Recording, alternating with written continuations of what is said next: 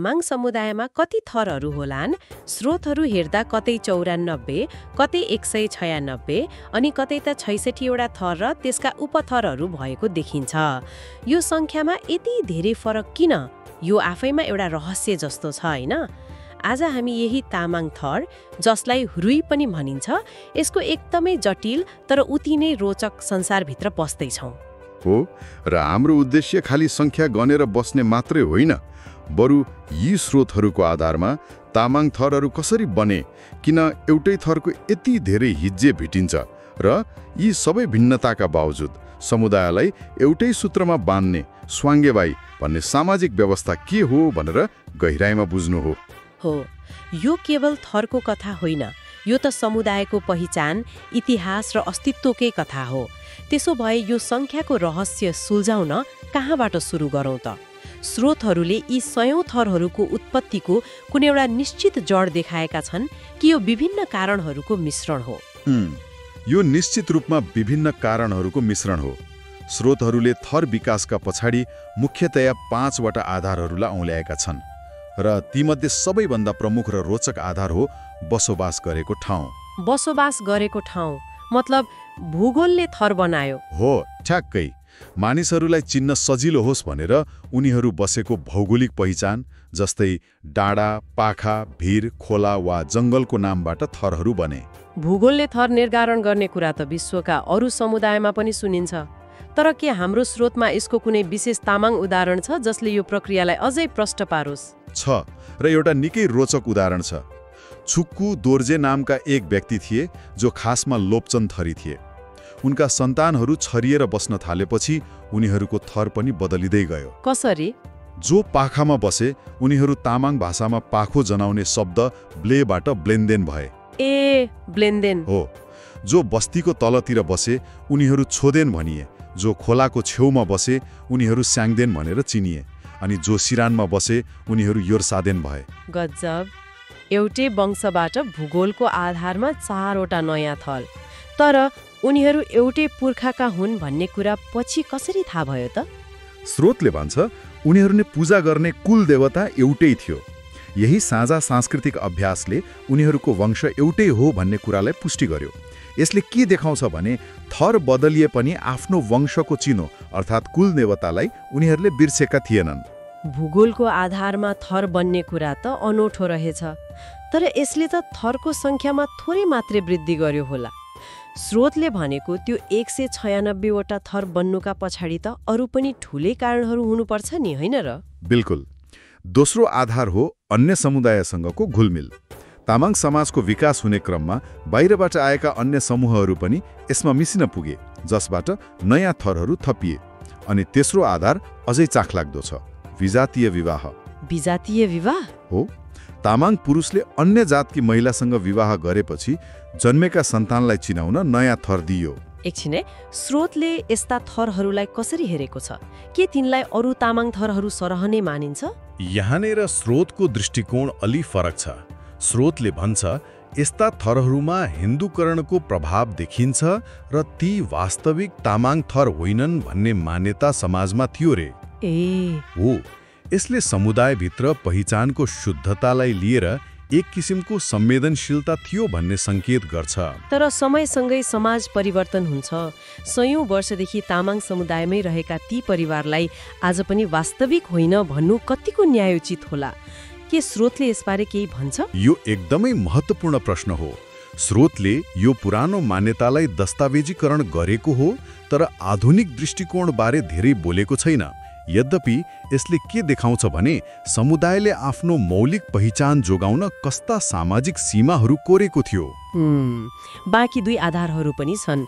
चौथो, मानिसले गर्ने काम वा पेशा। पेशाको आधारमा जस्तै तामा फलामको काम गर्ने वा पुजारीको काम गर्ने आधारमा थर बन्नु। र पाँचौं, बसाइसराई र भाषाको अपभ्रंश, जहाँ एक ठाउँबाट अर्को ठाउँमा जाँदा वा खस भाषाको प्रभावले मौलिक थरको उच्चारण बिग्रेर नयाँ थर बन्न पुग्यो। तपाईले भाषाको अपभ्रंशको कुरा गर्नुभयो, तर स्रोतहरूले यो थरहरू बिग्रिनुको पछाडि प्राकृतिक भाषिक परिवर्तन भन्दा पनि एउटा बाहिरी र संस्थागत कारणलाई बढी दोष दिएको देखिन्छ। यो कुरा के हो? हो, तपाईँले एकदम सही ठाउँमा औल्याउनु भयो। यो केवल भाषाको अपभ्रंश मात्र थिएन। थरहरूमा देखिएको यो विशाल भिन्नता र भनौँ न विकृतिको सबैभन्दा ठूलो कारण चाहिँ प्रशासनिक त्रुटि हो। प्रशासनिक त्रुटि हो, विशेष गरी नागरिकता र जग्गा दर्ता गर्ने क्रममा। त्यति बेलाका गाउँ विकास समितिका सचिवदेखि प्रमुख जिल्ला अधिकारीसम्मका कर्मचारीहरू जो प्राय गैर तामाङ समुदायका हुन्थे, उनीहरूले यो समस्या सिर्जना गरे। कसरी? उनीहरूले जानी जानी यसो गरेका थिए वा अज्ञानतावश भएको थियो?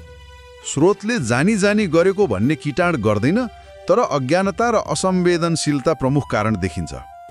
ती कर्मचारीहरूले तामाङहरूको मौलिक थरको उच्चारणलाई सहीसँग बुझ्न सकेनन् वा सायद बुझ्ने प्रयास गरेनन्, अनि लेख्ने बेलामा आफ्नो सजिलोको लागि वा आफूले जे सुन्यो त्यही आधारमा फरक हिज्जे लेखिदिए। ओहो, यसको असर त गहिरो गयो होला। यसले त एउटै बाबुका छोराहरूको थर फरक फरक हुन पुग्यो होला नि। ठ्याक्कै त्यही भयो। यो केवल हिज्जेको गल्ती थिएन, यो त राज्यको नजरमा आफ्नो पहिचान गुमाउनु जस्तै थियो। जब तपाईँको बाबुको थर एउटा र तपाईँको अर्को हुन्छ, यसले पुस्तान्तरणमा पहिचानको सङ्कट निम्त्याउँछ। केही उदाहरण छन् स्रोतमा? दर्जनौं छन्। जस्तै मौलिक थर ग्लानलाई कसैले घलान लेखिदियो, कसैले गलान। ग्लान, घलान, गलान एउटै हो? हो। त्यस्तै डिमडुङलाई कतै डिमडोङ लेखियो, कतै डिमडोङ। लोप्चन र लोक्छन, थोकर र थोक्रा, सिन्दान र सिन्तान, यस्ता अनेकौं उदाहरण छन्। एउटा सामान्य लेखन त्रुटि कानुनी रूपमा व्यक्तिको स्थायी पहिचान बन्न पुग्यो। तर के नागरिकता बनिसकेपछि थर सच्याउने कुनै प्रक्रिया थिएन वा छैन? मानिसहरूले आफ्नो मौलिक थरमा फर्कन प्रयास गरेनन्? यो त निकै ठूलो अन्याय हो नि। सैद्धान्तिक रूपमा प्रक्रिया होला, तर व्यवहारमा त्यो निकै जटिल थियो। त्यो समयमा शिक्षाको कमी, राज्यका निकायहरूसम्म पहुँच नहुनु र कर्मचारी तन्त्रको झन्झटिलो प्रक्रिया, यी सबैले गर्दा धेरैले यसलाई सच्याउने आँट गरेनन्। एकपटक सरकारी कागजमा लेखिएपछि त्यो पत्थरको अक्षर जस्तै भयो। यसले एउटै वंशका मानिसहरू कानुनी रूपमा फरक फरक थरका भए, जसले गर्दा थरको सङ्ख्या अस्वाभाविक रूपमा बढ्न गयो। एकातिर प्रशासनिक त्रुटिले थरहरूमा यस्तो भद्रगोल सृजना गरेको देखिन्छ, अर्कोतिर समुदायभित्र त पक्कै पनि विवाह र सम्बन्धहरूलाई नियमन गर्ने कुनै बलियो आन्तरिक प्रणाली हुनुपर्छ, नत्र यस्तो अवस्थामा कसले कोसँग बिहे गर्न हुन्छ, कसले हुँदैन भन्ने कसरी थाहा पाउने? हो, यहीँनेर तामाङ समाजको सबैभन्दा शक्तिशाली र मौलिक सामाजिक संरचनाको प्रवेश हुन्छ, जसलाई स्वानीय भाइ भनिन्छ। स्वाङ्गे भाइ? हो, स्वाङ्गे भाइको शाब्दिक अर्थ स्वाहाङ्गा, अर्थात् एउटै हाँगा हो, जसको मतलब एउटै पुर्खाबाट फैलिएका सन्तानहरू भन्ने बुझिन्छ। यो हिन्दू समाजको सगोत्री जस्तै अवधारणा हो, तर यो अझै कडा र स्पष्ट छ। कसरी? यसको सबैभन्दा मुख्य र कठोर नियम भनेको एउटै स्वाङ्गे भाइ समूहभित्र विवाह गर्न पूर्ण रूपमा निषेध छ। यो नियम किन यति महत्त्वपूर्ण मानिन्छ? यसको पछाडि के तर्क छ? यसका पछाडि गहिरो सामाजिक र वैज्ञानिक कारणहरू छन्। पहिलो, हाड नाताकर्णी हुन नदिनु। दोस्रो, यसले गर्दा जन्मने सन्तानहरू स्वस्थ र निरोगी रहन् भन्ने मान्यता। र तेस्रो, रगतको शुद्धता कायम राख्नु। स्रोतमा उल्लेखित एउटा पुरानो तामाङ गीतले पनि यही कुरा भन्छ, जसको भावार्थ हुन्छ, वंश नबिग्रियोस्, नाता नलागोस्, लागेमा पाप लाग्छ। यो त आधुनिक विज्ञानले पनि समर्थन गर्ने कुरा हो। हो नि, नजिकको रगतमा विवाह हुँदा वंशानुगत रोगहरू देखिने सम्भावना धेरै हुन्छ, जसलाई तामाङ समाजले हजारौं वर्ष पहिले नै बुझेको देखिन्छ। यो नियम कति कडा थियो? यदि विगतमा कसैले यो नियम तोड्यो भने समाजले के गर्थ्यो? विगतमा यो एक गम्भीर सामाजिक अपराध मानिन्थ्यो। यसको सजाय निकै कठोर थियो। स्रोतका अनुसार चोहो प्रथा अन्तर्गत यस्तो गल्ती गर्ने जोडीलाई सामाजिक रूपमा दण्डित गरिन्थ्यो। कस्तो दण्ड?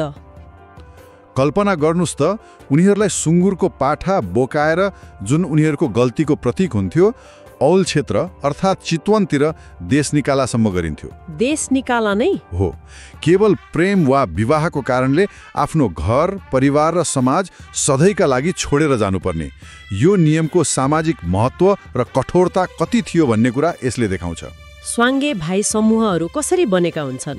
थरहरू त सयौं छन्, तर समूहहरू कति छन्? थरहरू सयौं भए पनि ती सबै निश्चित समूहमा बाँधिएका छन्। एउटै स्वाङ्गे भाइ समूहमा 2 देखि 8 वटासम्म थरहरू पर्छन्, जो एउटै पुर्खाबाट विकसित भएका मानिन्छन्। जस्तै कुनै उदाहरण दिनुस् न। जस्तै स्रोतमा दिएको एउटा उदाहरण हेरौँ। ब्लही रुई भन्ने समूहमा मोक्तान, पाख्रिन, स्याङतान र थोकर थरहरू पर्छन्। ए, भनेपछि मोक्तान र पाख्रिन बीच बिहे चल्दैन? कहिल्यै चल्दैन। उनीहरू दाजुभाइ दिदीबहिनी मानिन्छन्। अनि योन्जन, बोमजन, लोप्चन जस्ता थरहरू नि, तिनीहरूको पनि त्यस्तै समूह छ? योन्जन, बोमजन, लोप्चन, डुङजन र मिक्चन पर्छन्। त्यस्तै दोङ, गोले, तितुङ र बल एउटै समूहमा पर्छन्। घिसिङ, ग्लान र लो अर्को समूहमा। स्रोतले यस्ता 9 वटा मुख्य पुर्खा, जसलाई मेमे भनिन्छ, बाट विकास भएका समूहहरूको विस्तृत सूची नै दिएको छ। भनेपछि बाहिरबाट हेर्दा जतिसुकै भद्रगोल देखिए पनि भित्र एउटा निकै व्यवस्थित र वैज्ञानिक सामाजिक प्रणाली रहेछ। तर आजको आधुनिक जीवनमा, विशेष गरी शहरमा बस्ने युवाहरूले विवाह गर्नु अघि स्वाङ्गे भाइ कसरी पत्ता लगाउँछन् त? यो ज्ञान कसरी हस्तान्तरण हुन्छ? यो आजको सबैभन्दा जल्दो बल्दो र चिन्ताजनक प्रश्न हो। स्रोतले पनि यही चिन्ता व्यक्त गरेको छ। बसाइसराई, आधुनिक शिक्षा र अन्य संस्कृतिको प्रभावले गर्दा युवा पुस्तामा यसबारे ज्ञानको कमी हुँदै गएको छ। कतिपय अवस्थामा अज्ञानतावश स्वाङ्गे भाइ मिचिने घटनाहरू पनि बढेका छन्। विशेष गरी हिन्दू संस्कृतिमा प्रचलित 7 पुस्तापछि बिहा चल्छ भन्ने मान्यताको प्रभावले पनि तामाङ समाजमा भ्रम सिर्जना गरेको स्रोतको विश्लेषण छ। तामाङ समाजमा पुस्ता गनिँदैन, थर नै प्रमुख आधार हो। भनेपछि यो परम्परा सङ्कटमा छ। यसलाई जोगाउन केही प्रयासहरू भएका छन्? प्रयासहरू भइरहेका छन्। विभिन्न तामाङ सङ्घ संस्थाहरूले यसबारे सचेतना कार्यक्रमहरू चलाइरहेका छन्। कतिपयले सामाजिक सञ्जाल मार्फत कुन थर एउटै समूहका हुन् भनेर जानकारी फैलाउने काम पनि गरिरहेका छन्। तर सहरको व्यस्त जीवनमा, जहाँ प्रेम विवाह सामान्य भइसकेको छ, सम्बन्ध धेरै अगाडि बढिसकेपछि मात्र थर र स्वाङ्गे भाइबारे थाहा पाउने दुःखद घटनाहरू पनि भइरहेका छन्। यो ज्ञान त परिवारबाटै हस्तान्तरण हुनुपर्ने देखियो। हो, त्यो नै सबभन्दा प्रभावकारी उपाय हो। आजको यो विस्तृत चर्चाबाट के स्पष्ट भयो भने तामाङ थरहरू भूगोल, पेशा र सामाजिक अन्तर्घुलनबाट बनेका हुन्। तर प्रशासनिक त्रुटिले गर्दा एउटै थरका अनेक रूप बनेर पहिचानमा जटिलता थपियो। यद्यपि स्वाङ्गे भाइ जस्तो बलियो सामाजिक नियमले समुदायको मौलिक संरचना र पहिचानलाई आजसम्म बचाइराखेको छ। हो, र यो थर र स्वाङ्गे भाइको प्रणाली केवल नामको सूची मात्र होइन। यो त एउटा समुदायको सामाजिक संविधान हो, जसले उनीहरूको सम्बन्ध, पहिचान र इतिहास बोकेको छ। र यो प्रणालीले उनीहरूको सामाजिक राजनीतिक संरचनाबारे पनि केही सङ्केत गर्छ। 1 मिनेट, तपाईले सामाजिक राजनीतिक संरचना भन्नुभयो। थर र विवाहको नियमले राजनीतिक संरचनाबारे कसरी सङ्केत गर्छ? स्रोतमा यसबारे केही छ? स्रोतमा 12 तामाङ भन्ने अवधारणाको उल्लेख छ। यो केवल 12वटा थर भन्ने होइन। यसले के सङ्केत गर्छ भने कुनै समयमा तामाङ समुदायको एउटा एकीकृत र प्राचीन राज्य प्रणाली थियो, जसमा 12वटा मुख्य प्रशासनिक वा राजनीतिक एकाइहरू थिए। जस्तै नेपालको इतिहासमा हामी 12 मगरात वा 10 लिम्बुवानको कुरा सुन्छौँ। यो त्यस्तै एक सङ्गठित सामाजिक राजनीतिक संरचनाको अवशेष हुन सक्छ। थरहरूको यो व्यवस्थित विभाजन त्यही बृहत प्रणालीको एउटा अङ्ग हुन सक्छ। साँच्चै यो स्रोतले हामीलाई देखाउँछ कि कसरी एउटा समुदायको पहिचान भूगोलदेखि लिएर सरकारी कर्मचारीको हस्ताक्षरसम्मले निर्धारण गर्न सक्छ। यसले एउटा महत्त्वपूर्ण प्रश्न उब्जाउँछ।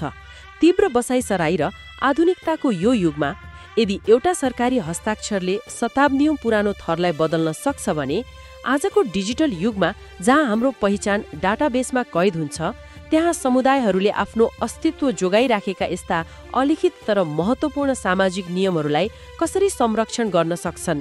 के यी नियमहरू डिजिटल रेकर्डको अगाडि हराएर जानेछन्?